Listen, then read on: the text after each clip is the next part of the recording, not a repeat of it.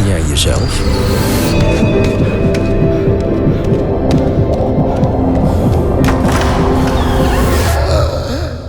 Ben je wel eens bang voor jezelf?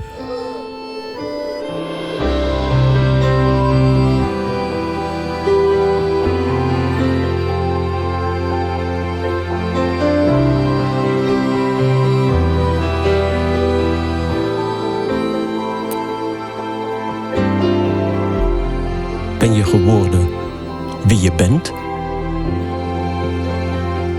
Of ben je gaan lijken op wie je wilde zijn?